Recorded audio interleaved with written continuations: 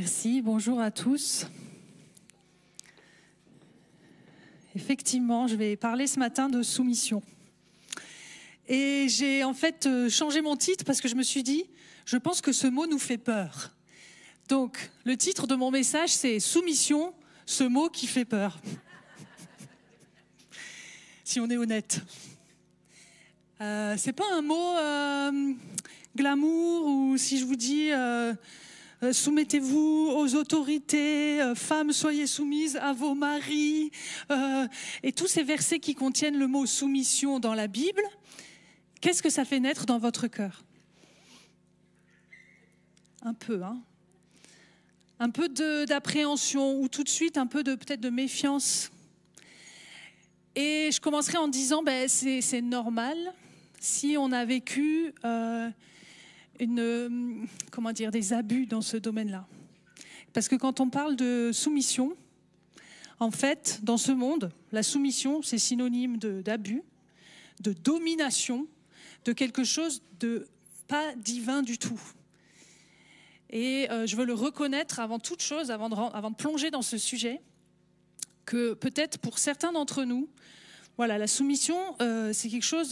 j'ai déjà entendu aussi des gens dire bon, moi j'aime bien le christianisme, j'ai commencé à lire la Bible, mais par contre, la partie sur je dois me soumettre à mon mari, hors de question, quoi.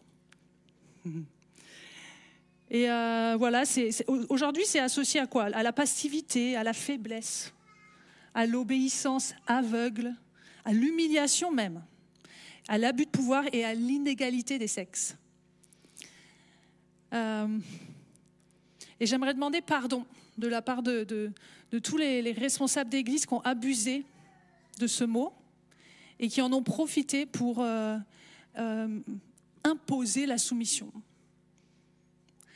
Vraiment, je vous demande pardon parce que ça a fait trop de mal dans les églises. Mais je ne peux pas éviter ce sujet parce qu'il se trouve dans la Bible. Et je ne veux pas être comme, vous savez, Thomas Jefferson qui avait choisi les bouts de la Bible qui lui plaisaient et il avait découpé les bouts qui ne lui plaisaient pas. C'est une histoire vraie. Il y a une autre histoire vraie aussi, de missionnaires, il y a environ 200 ans de ça, au début du 19e siècle. C'est des missionnaires qui allaient porter l'évangile et la Bible dans les Caraïbes. Et donc, c'était à l'époque où il y avait encore l'esclavage. Ils ont créé une Bible qui s'appelle la Slave Bible, traduction la Bible des esclaves, où ils ont enlevé 90% de l'Ancien Testament et la moitié du Nouveau Testament. Donc par exemple, tout ce qui était la libération du peuple de l'esclavage, tout l'Exode n'était pas là dans cette Bible. Tous les versets qui parlaient de liberté n'étaient pas là dans cette Bible. Et vous serez d'accord avec moi que nous voulons toute la parole de Dieu. Amen. Et même si vous n'êtes pas sûr dans votre cœur ce matin, je vais dire amen à votre place.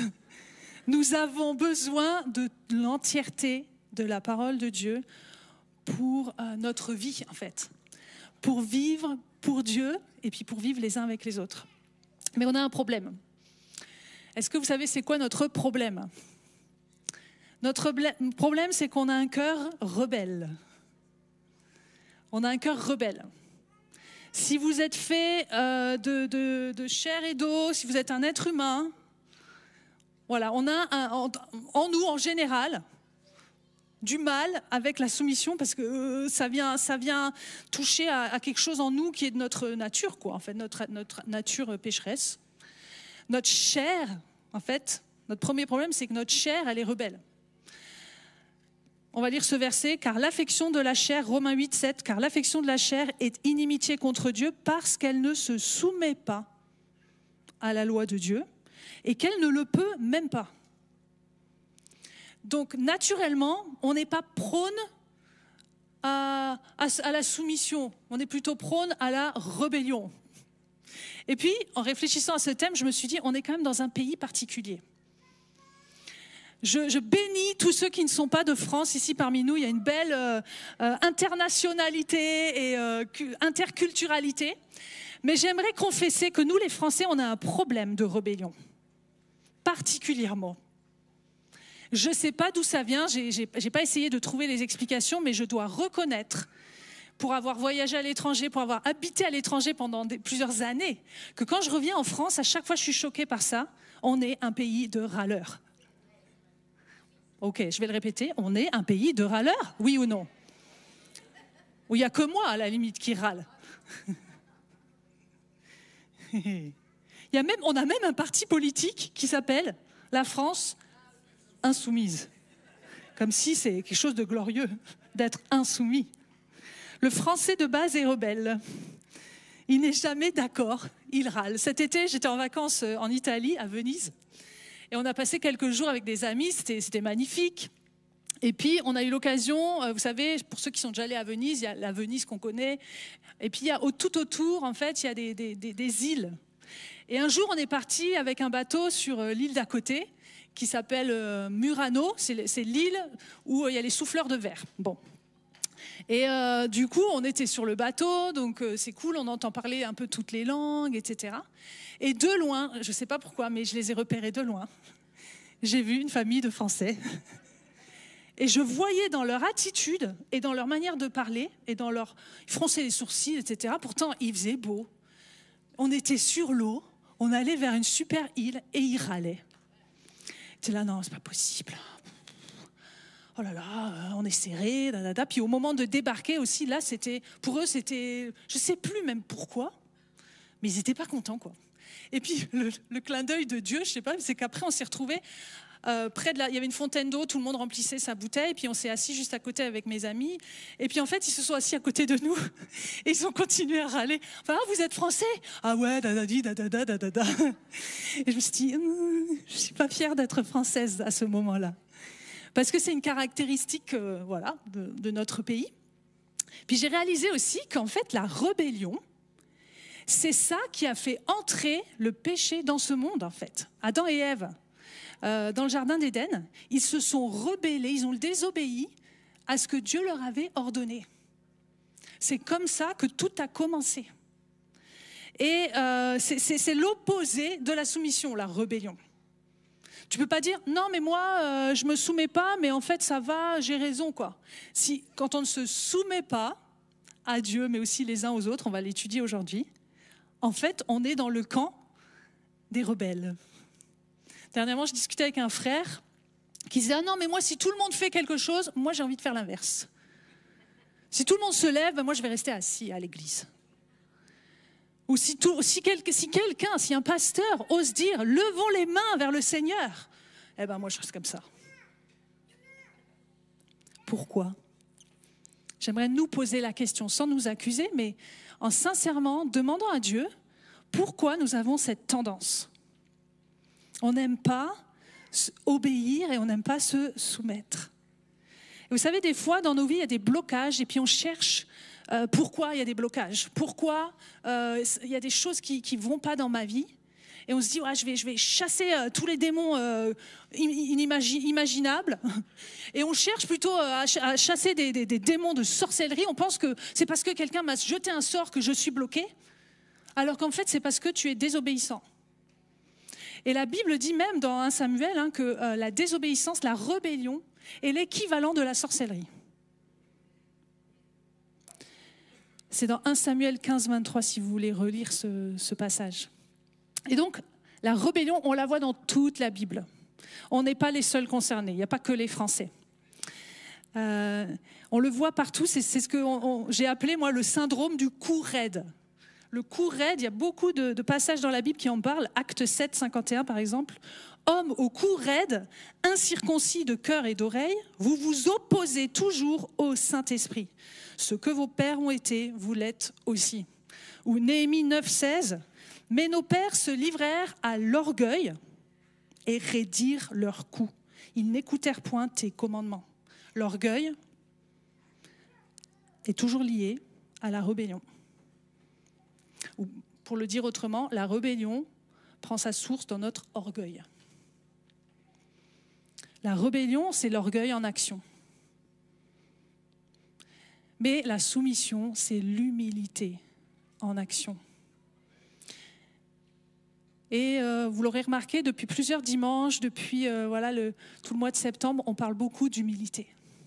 comment Jésus a été un modèle pour nous. Il a lavé les pieds de ses disciples. Mais l'humilité, ce n'est pas juste une qualité intérieure de cœur, elle va s'exprimer aussi dans nos actes, dans nos relations. Et donc c'est un peu la suite logique de cette série de prédications que vous avez entendues. Si vous ne les avez pas entendues, je vous invite à aller sur notre chaîne YouTube et les regarder à nouveau. C'est tellement important pour nous. On a besoin de savoir se soumettre dans nos vies. Qu'est-ce que ça veut dire se soumettre, ou le mot soumission? Le mot soumission, ce n'est pas ce que ce monde dit que c'est. En grec, dans la Bible, c'est un verbe qui se dit hypotasso. Et littéralement, ça veut dire, tasso, ça veut dire mettre, et hypos, ça veut dire sous. Ça veut dire mettre sous, ou se mettre sous. Je dirais premièrement que c'est une question de volonté. C'est mettre sa volonté sous celle d'un autre. C'est faire comme Jésus, à Gethsémanée, juste avant la croix, qui a dit à son Père, éloigne cette coupe de moi, cette souffrance, j'en veux pas. Ma volonté, c'est non. Mais non pas ma volonté, mais la tienne. C'est le modèle ultime de soumission, et même de soumission jusqu'à la mort, que Jésus nous a montré. C'est dire, non pas ma volonté, mais la tienne. Se soumettre à Dieu, mais aussi les uns aux autres, c'est une question de volonté aussi. C'est quand on va dire, bon, moi j'aurais envie, ou même je veux vraiment, vraiment quelque chose, mais je plie ma volonté à ce que toi tu veux. Il y a quelques semaines, je suis montée voir ma famille pour les aider dans différentes choses, et puis j'ai aussi aidé ma sœur à déménager avec mon beau-frère et les enfants. Et la veille, donc j'arrive, la veille du déménagement, la maison était pleine de cartons de partout, etc. Il n'y avait plus rien pour manger, il n'y avait plus d'assiettes, il n'y avait plus de verre, il n'y avait plus rien. Donc là, ma sœur me dit, bon, on va aller manger, mais on va aller manger à l'extérieur, quoi. Et puis là, mon beau-frère, lui, il voulait aller, alors c'était en Alsace, il voulait aller manger une tarte flambée avec une bonne bière. Parce que, voilà, c'est l'Alsace, hein, il faut en profiter. Et c'était ce qui lui faisait envie, et puis il disait, moi, Et puis là, les enfants et sa femme disent, non, on va au McDo, ce sera plus rapide et tout, ce sera mieux, puis il y a des cadeaux au McDo pour les enfants. Et là, on a blagué avec ça, mais mon beau-frère, qu'est-ce qu'il a fait? Il a soumis sa volonté à celle de son épouse.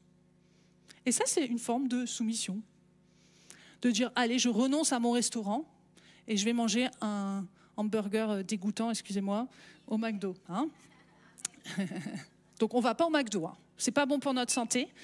Mais si les enfants le veulent, en fait, des fois, dans nos vies, c'est aussi une manière de les servir que d'écouter ce qu'ils veulent et dire, allez, on y va. Donc, c'est une question de volonté. C'est aussi une question de renoncement, la soumission.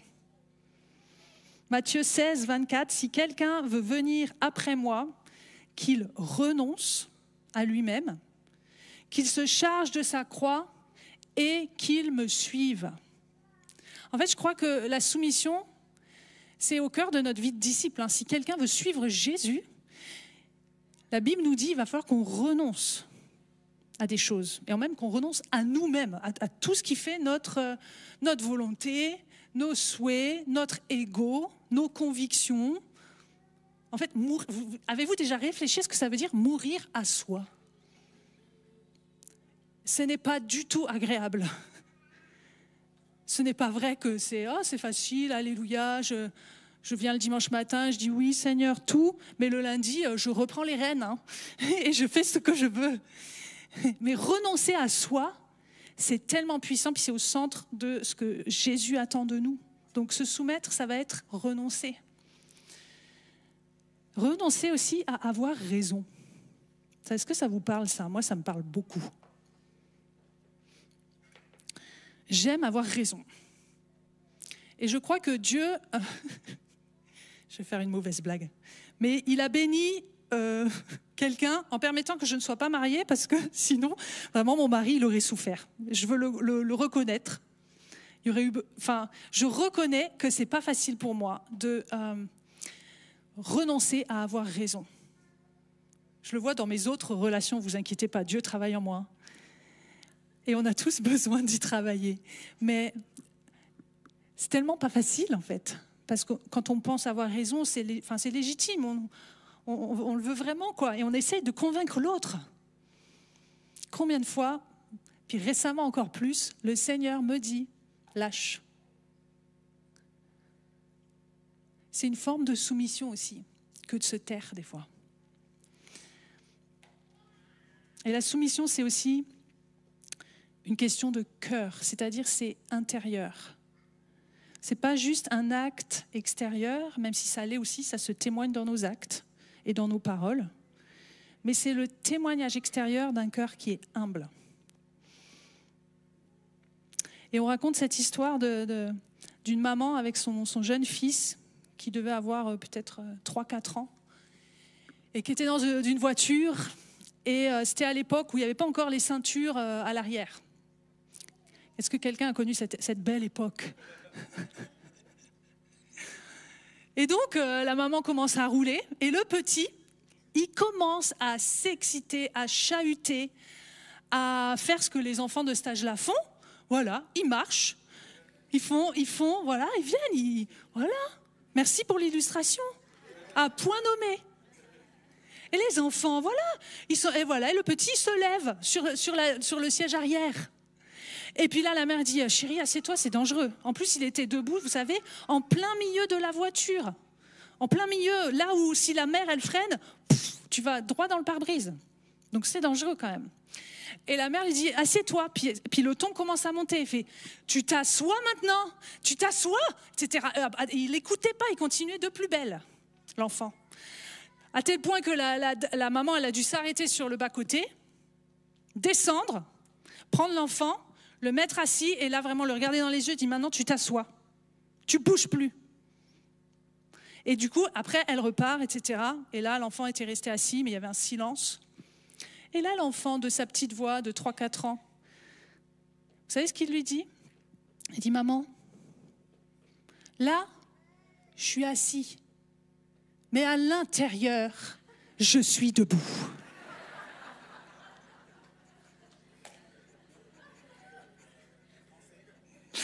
Aïe, aïe, aïe.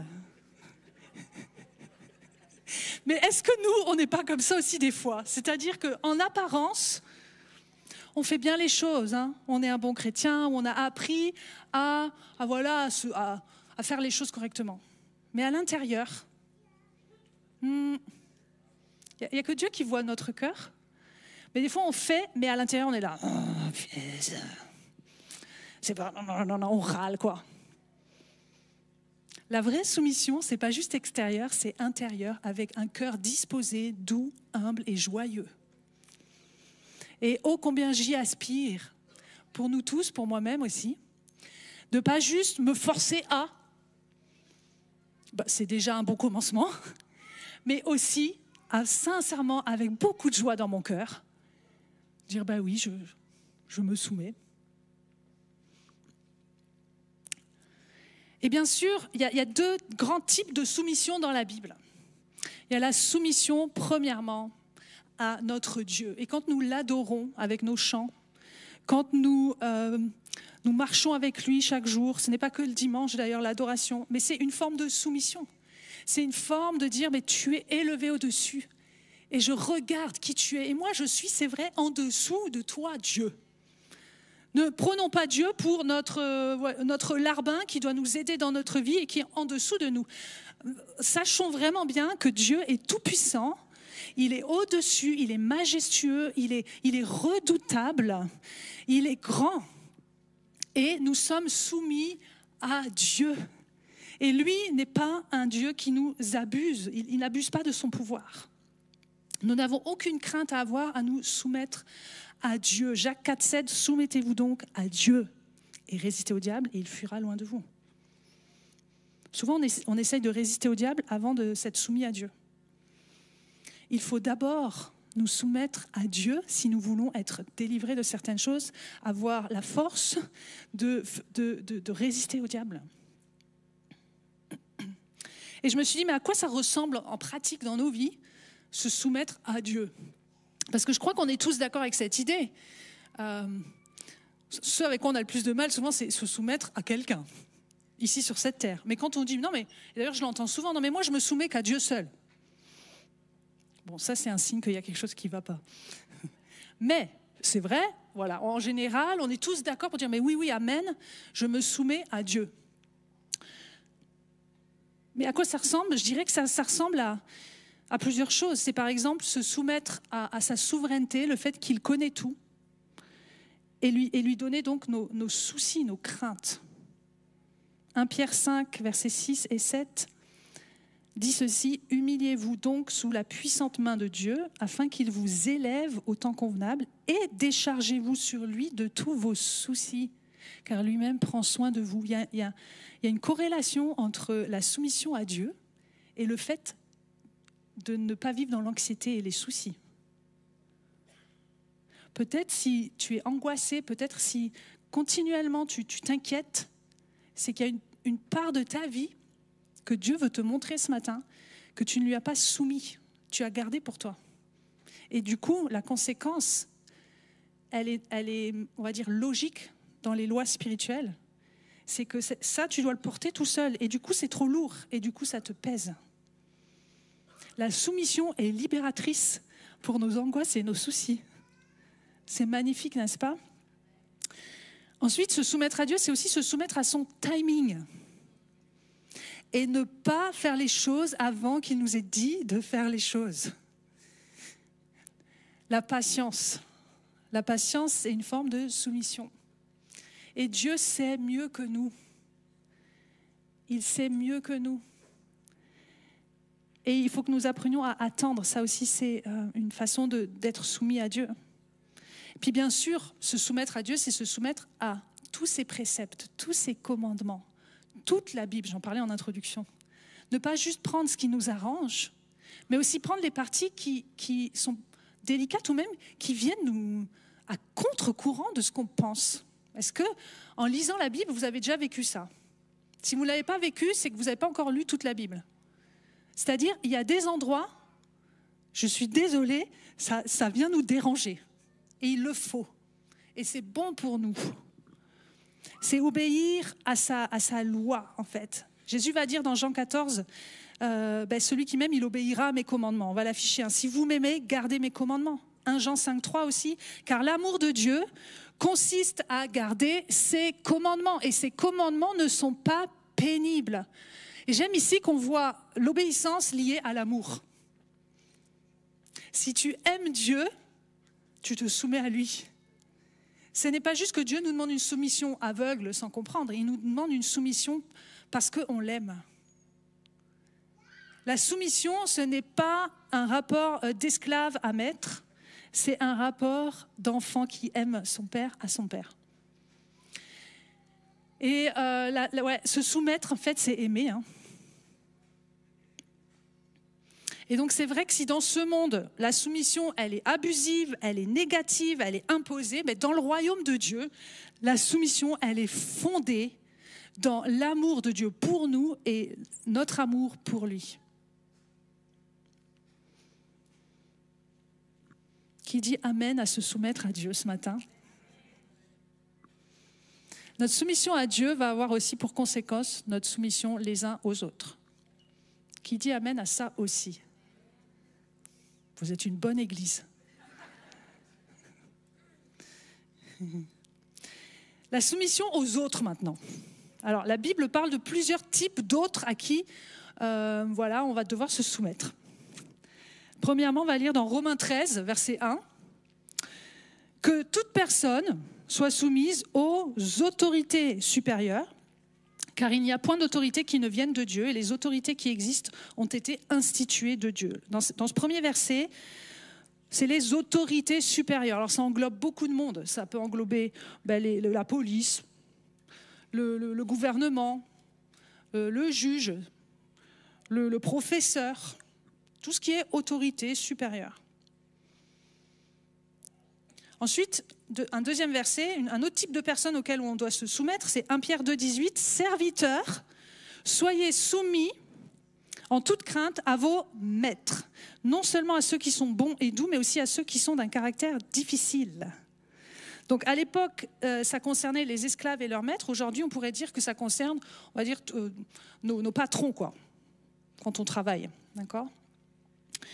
Et ce que je relève aussi, et je vous laisse méditer sur ça, mais le Seigneur ne nous invite pas juste à nous soumettre quand nos patrons sont bons. Il est dit, mais aussi à ceux qui sont d'un caractère difficile. Qui ici a déjà eu un patron un peu difficile ? Là, je n'ai même pas eu à demander de lever la main. Il y a eu plein de mains qui se sont levées. Que Dieu vous aide, mes frères et sœurs. Et il va vous aider à vous soumettre à cause de l'amour à votre patron, même si votre patron, il a un caractère vraiment difficile. Troisième type de personne à qui la Bible nous appelle de nous soumettre, c'est Hébreux 13, 17. Obéissez à vos conducteurs et ayez pour eux de la déférence, car ils veillent sur vos âmes comme devant en rendre compte.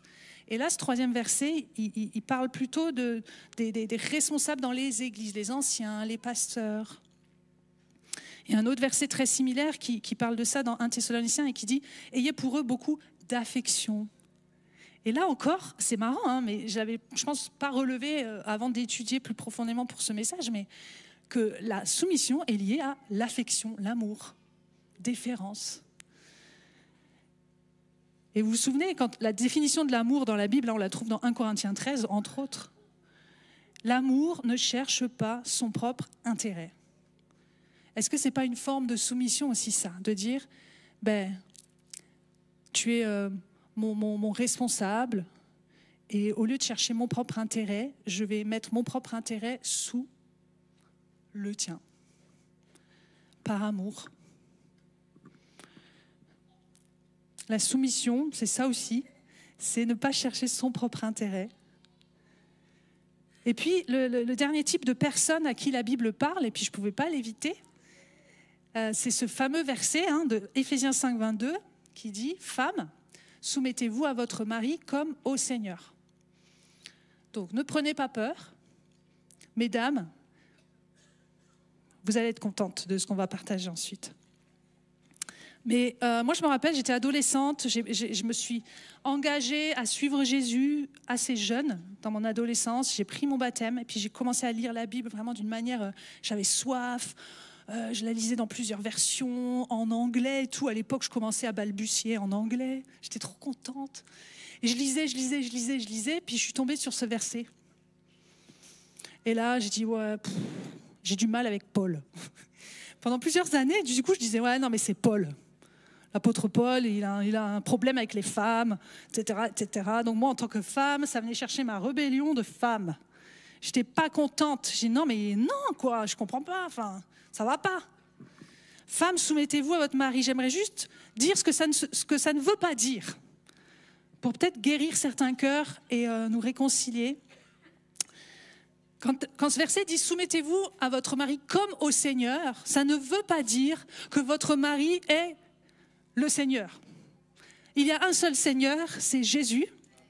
Et donc, ce verset ne veut pas dire le servir comme si on servait Dieu, d'accord, d'une manière totale, parce que voilà, mais c'est plutôt par égard au Seigneur. Il y a d'autres traductions qui disent ça. Ce n'est pas pour le remplacer, Dieu, dans nos vies, mais c'est vraiment pour respecter Dieu au travers de cet acte. Ensuite, la soumission, vous observerez que ce verset, il parle aux femmes. Il ne parle pas aux hommes. Et donc, beaucoup d'hommes ont pris ce verset et on dit, mais pas ici, pas à Montpellier, pas à l'église clé.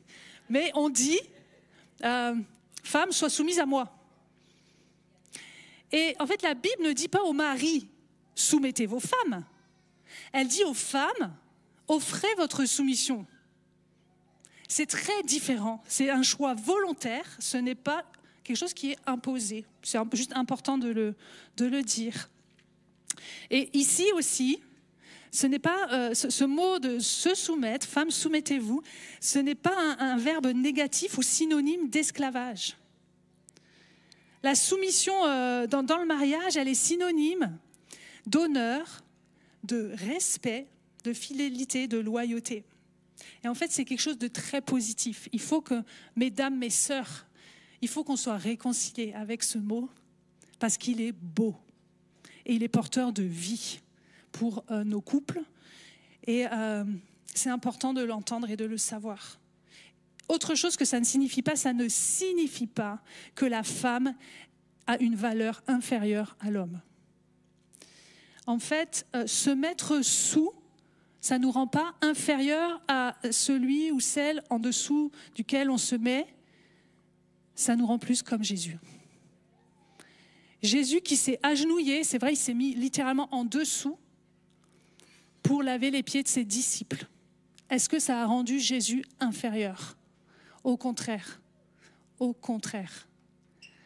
Se mettre sous, choisir de dire, non pas ma volonté, mais faisons comme toi tu veux, ça ne montre en aucune manière une infériorité.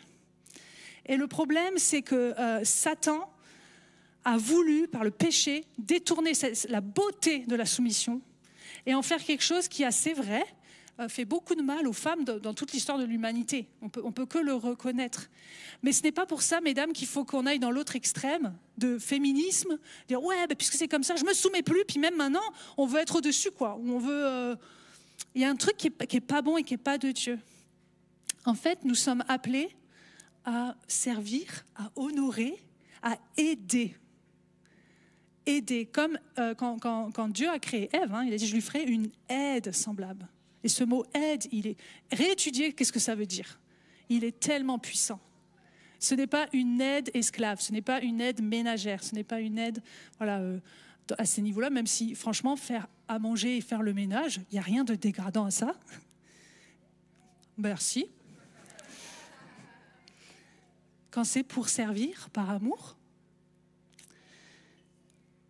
Et aussi, ça ne veut pas dire que toutes les femmes doivent se soumettre à tous les hommes dans tous les temps.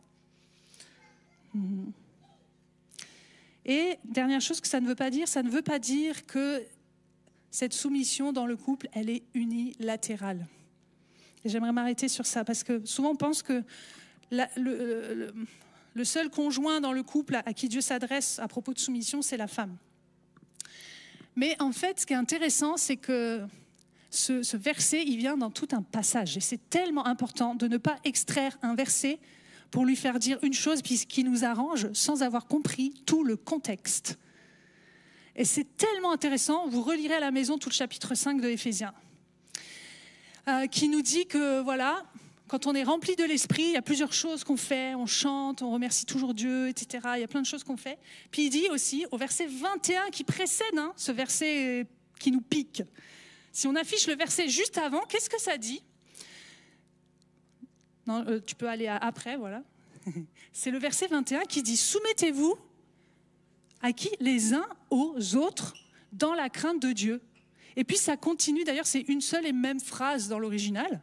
C'est « Soumettez-vous les uns aux autres dans la crainte de Dieu, femmes ainsi à vos maris, dadadi, dadadi, dadada. » Et ça me frappe que l'apôtre Paul ici, il pose avant toute chose, avant de parler des relations entre mari, du mari envers la femme, de femme envers le mari, des parents envers les enfants et tous ces types de relations qu'il va décrire après, il pose ce principe fondamental de soumission mutuelle. Alors moi, la première fois, je me rappelle que j'ai entendu ça, c'était un prof à l'école biblique d'herméneutique. L'herméneutique, c'est l'art de savoir bien interpréter la Bible, de ne pas lui faire dire ce qu'elle ne dit pas et d'étudier dans le contexte. Si vous voulez en savoir plus, les mercredis soirs avec Pasteur Tohan. Mais il a dit par exemple, la fameuse femme soyez soumise à vos maris. En fait, ce qu'on ne sait pas, c'est que la soumission dans le couple, elle doit être mutuelle. Il dit, un peu pour provoquer, il dit moi, je suis soumis à ma femme. Et là, j'étais, j'ai jamais entendu ça. Qu'est-ce qui se passe ? En fait, ce verset de soumission mutuelle qui pose le fondement, Paul ensuite va l'expliquer, mais pas seulement pour la femme, mais il va l'expliquer aussi pour l'homme. À quoi ça ressemble du côté de l'homme ?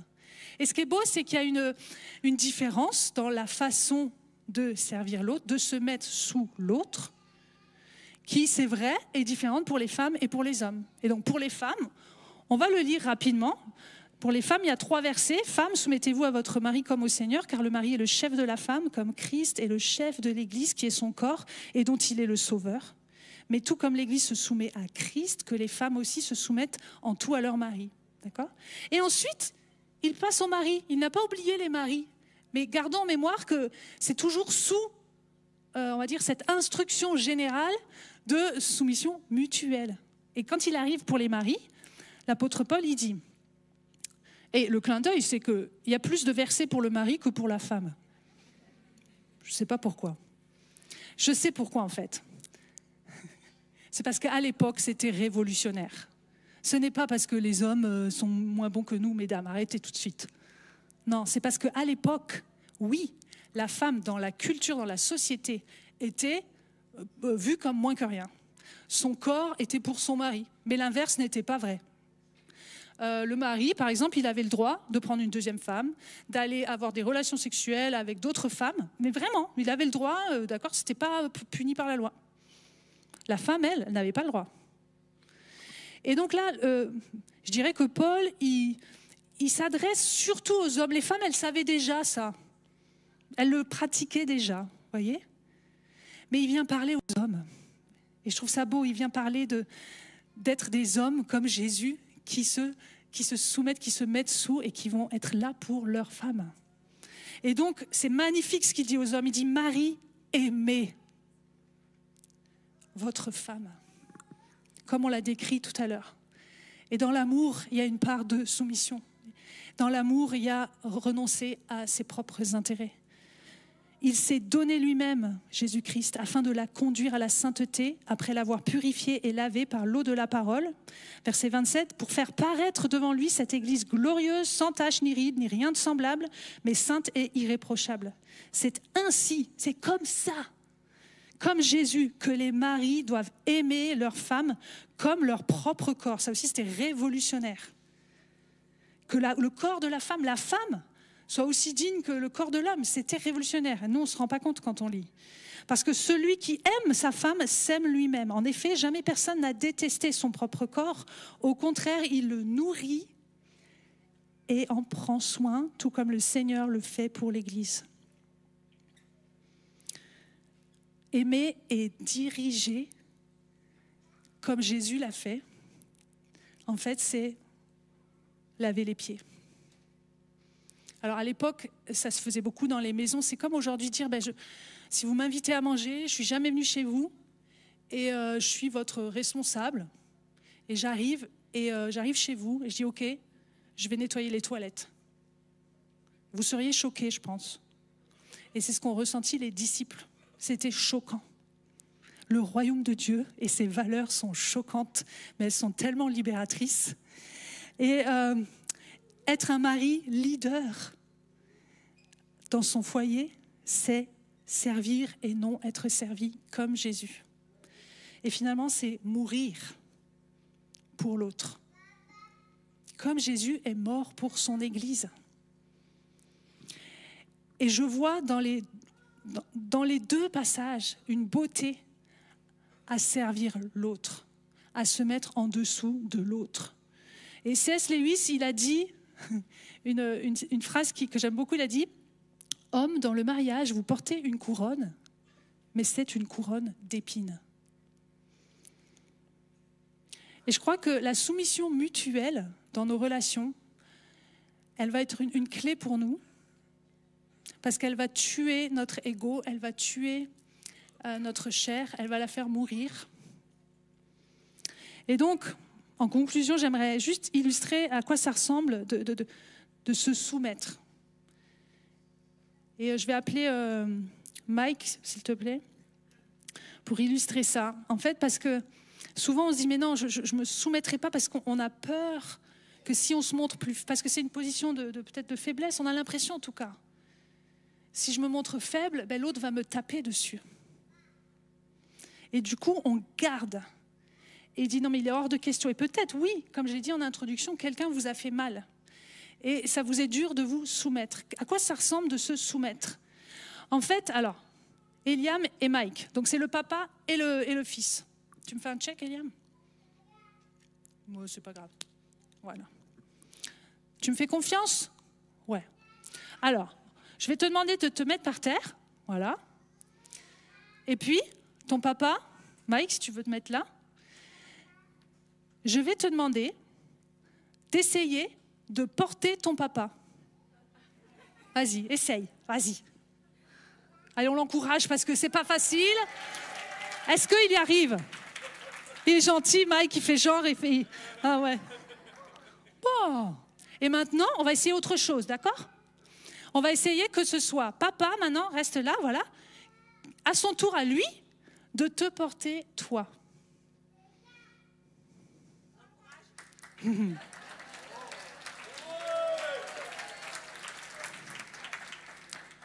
Celui qui s'est mis sous l'autre et qui a pu le porter, c'est le plus fort. C'est le plus fort. Le fait de se mettre sous l'autre pour aider l'autre et le porter, ce n'est pas un aveu de faiblesse. C'est un aveu de force. Comme le papa qui porte celui qui est plus fragile. Et c'est trop beau. Et t'es bien dans les bras de papa. Tout va bien. Hein? Merci Mike de t'être mis sous pour porter Eliam. Bravo. Par cette image, je veux vraiment nous rappeler que quand on se soumet, on fait preuve de force. C'est le plus fort qui demande pardon en premier. C'est le plus fort qui dit « Ok, t'as raison ». Ou même si elle n'a pas raison ou il n'a pas raison, « Ok, chérie ». Enfin, on choisit nos combats, comme j'aime dire beaucoup. C'est le plus fort qui sait se soumettre. C'est un signe de maturité et d'amour. Et j'aimerais nous appeler à le pratiquer. Peut-être il y a quelqu'un dans ta vie ou plusieurs personnes. Ça peut être ton conjoint, ça peut être ton collègue avec qui ça va pas, quoi. Ça peut être tes responsables, ça peut être ton prof, ça peut être les pasteurs de manière générale. Il y a comme quelque chose qui est là dans ton cœur qui dit mais non. Je voudrais que le Saint-Esprit nous libère de la peur d'être abusé ce matin. Et il y a quelque chose de beau à dire, je choisis d'aider. Je veux t'aider dans qui tu es et dans la fonction que Dieu t'a donnée. Et je veux le reconnaître comme une bénédiction dans ma vie. Non, l'autorité, ce n'est pas un gros mot non plus. Mais l'autorité dans le royaume de Dieu, c'est une autorité de service. Et si tu reconnais ça, si tu sais que la personne est là aussi pour te servir, toi tu vas être prompte à servir aussi. Et ce ne sera pas possible sans Jésus et sans le Saint-Esprit. Tout ce passage, vous savez, d'Éphésiens 5, justement, il est précédé de « Ne vous enivrez pas de vin, mais soyez continuellement remplis du Saint-Esprit ». La soumission mutuelle, c'est le témoignage de personnes remplies du Saint-Esprit. Les personnes remplies du Saint-Esprit ne font pas que prophétiser et avoir des choses surnaturelles comme ça qui sont gloire à Dieu, on les veut. Mais les personnes remplies du Saint-Esprit sont capables de se soumettre les uns aux autres avec humilité. Donc ma question, mon appel pour nous ce matin, c'est veux-tu premièrement te soumettre à Dieu? Peut-être si tu es là ce matin et que tu n'as jamais eu l'occasion de soumettre ta vie entière et de dire je choisis de lui donner toute ma vie. Vous savez, ce n'est pas fréquenter une église qui fait de nous des chrétiens, c'est lui donner tout et faire de lui notre Seigneur et Roi. Peut-être il y a quelqu'un ce matin qui voudrait saisir cette occasion. C'est aujourd'hui à dire, oui, c'est le premier acte de soumission dans notre vie chrétienne, c'est dire je me soumets à toi, je m'avance et je me mets à genoux. Vous savez, souvent vous verrez, certains d'entre nous, on aime s'agenouiller quand on chante ou quand on adore notre Dieu. Et je prie que cette position, elle soit notre position pour toute notre vie. Et donc si c'est ton cas, ce matin, tu peux venir sur le devant, t'agenouiller. Je vais appeler aussi l'équipe de louange à me rejoindre. C'est un acte extérieur qui montre l'attitude de ton cœur, qui dit ouais, j'arrête de vouloir gérer ma vie tout seul, mais je reçois l'amour de Dieu pour moi et donc je lui donne ma vie. Si tu es chrétien depuis des années et qu'il y a des choses dans ta vie, tu dis, mais dans ce domaine-là, j'arrive pas, j'ai peur. Souvent, la peur va être un signe qu'on n'a pas réussi, on n'a pas pu tout donner à Dieu. Et ce matin, il y a comme une invitation d'amour, d'un Dieu qui nous aime, qui dit, viens, soumets-moi cette chose dans ta vie. Soumets-moi cette partie. Soumets-moi ton argent. Soumets-moi, c'est vrai, tes relations. Soumets-moi ta peur. Soumets-moi ta peur pour tes enfants. Soumets-moi les choses que tu ne comprends pas. Soumets-moi cette partie de ta vie où tu dis, mais non, Seigneur, oui, mais. Si tu veux te soumettre à Dieu, viens aussi en toute simplicité. Puis il n'y a personne qui va prier pour vous ce matin. Pourquoi ? Parce que la soumission, c'est un acte volontaire. Je ne peux pas prier pour vous pour dire « Seigneur, fais que ma sœur soit plus soumise ». C'est toi qui dois le choisir, c'est un choix. Et en faisant ça, tu fais mourir ta chair. S'il y a des choses dans ta vie, tu sens que ta chair, elle n'est pas morte, approche-toi. Viens dire, je veux faire mourir ma chair. Je veux faire mourir mon moi. Je veux renoncer à avoir toujours raison. Je veux renoncer à mon orgueil et à ma peur. Et je le fais avec beaucoup d'humilité. C'est une grande force de s'approcher, comme je l'ai expliqué. Ce n'est pas les plus faibles qui s'approchent, c'est les plus forts, qui reconnaissent que sans Dieu, ce n'est pas possible de vivre notre vie, de vivre nos relations dans la paix et dans la sérénité. Et je vais vous demander de poser cette question au Saint-Esprit dans ce moment.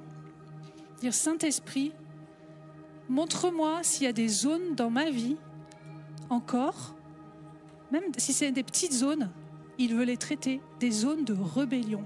Montre-moi, Seigneur, qu'est-ce qui dans ma vie n'est pas encore soumis à toi. Montre-moi ce qui dans ma vie n'est pas soumis. Montre-moi aussi pourquoi. Saint-Esprit, montre-moi. Et je choisis de me soumettre à toi dans ce domaine-là que tu me montres.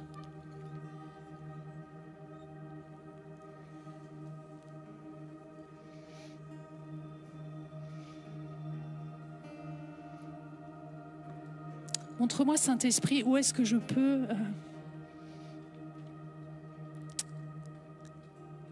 me taire et servir l'autre. Et souvent, ceux avec qui ça va être le plus dur, c'est nos plus proches. C'est nos enfants, même s'ils sont devenus adultes. C'est notre conjoint, notre conjointe, nos parents, notre patron, notre pasteur, parce qu'il a dit quelque chose un jour qui ne nous a pas plu. Tu ne crains rien à te soumettre dans le royaume de Dieu.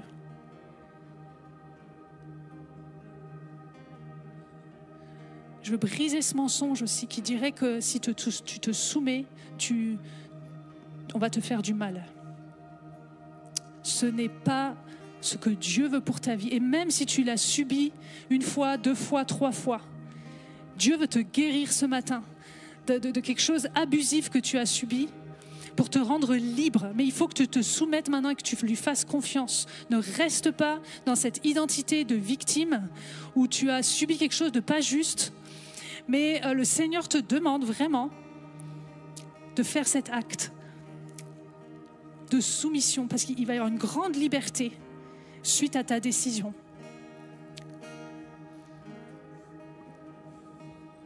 Donc c'est un moment entre chacun et Dieu.